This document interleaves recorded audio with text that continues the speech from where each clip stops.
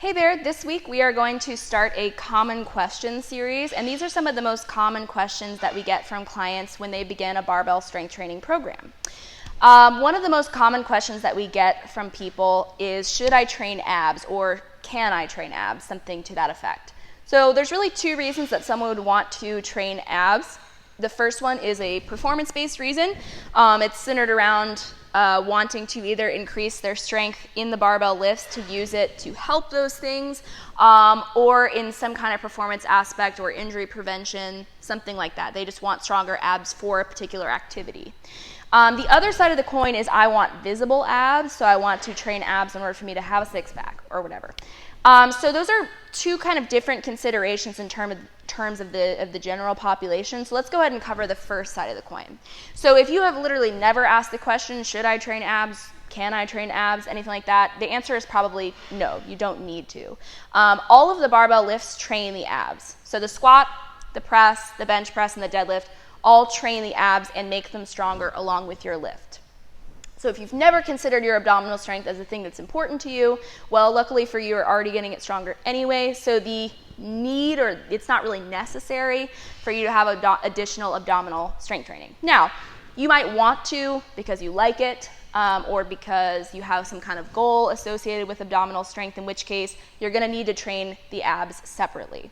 What I normally tell people on their first day is don't do something super silly and get yourself really, really sore. So that's really the only consideration that I have in terms of abdominal exercises, is that I want to make sure that the person, my client that's doing them, isn't doing them to excess, to the point where they're getting so sore that they can't train the next day, right? So if we talk about the different kinds of abdominal exercises that there are, we need to think about how we use the abs when we train in barbells and try to use the abs in a similar function with our isolated abdominal work. So in all of the barbell lifts, the abs work isometrically, meaning that they don't change shape or length as you're doing the lift. So that's how the abs are working in those movements. In terms of isolated abdominal movements, planks are an isolation exercise that uses the abs isometrically. Also, loaded carries, yoke walks, things like that would use the abs in an isometric fashion that would directly contribute to your barbell lifts. If you are looking to train the abs in its other functions, you have to be really careful of exercises that train the abs eccentrically, because those are the ones that make your abs really sore. Those are things like hanging leg raises, things like sit-ups. The down part of the sit-up is eccentric. Things like the ab wheel, that's usually the main culprit for a lot of people, makes you really sore the first time. There are also concentric ab exercises, so ab exercises that shorten the abs as a means to strengthen them, and that's like the up part of a sit-up, right, or the up part of a leg raise. So it's not really that portion of the movement that will make you sore, it's actually the portion where you're letting your weight down that makes you sore, but you want to be careful not to overload that on the first day. You want to start with just one set of isolated exercises, and then gradually increase your dose of volume from there so that you don't get super sore after your first session.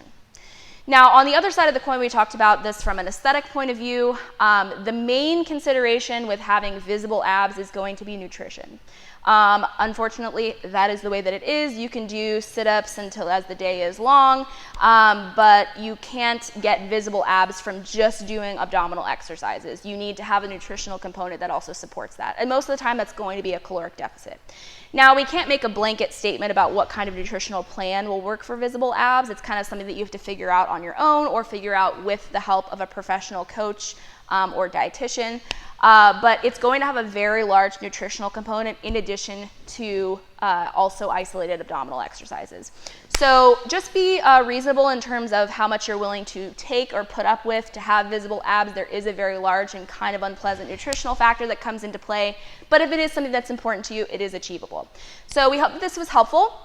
If you aren't familiar with any of the exercises that we mentioned before, just let us know and we will do a separate video about one of those for you, and we'll see you next week with our next question.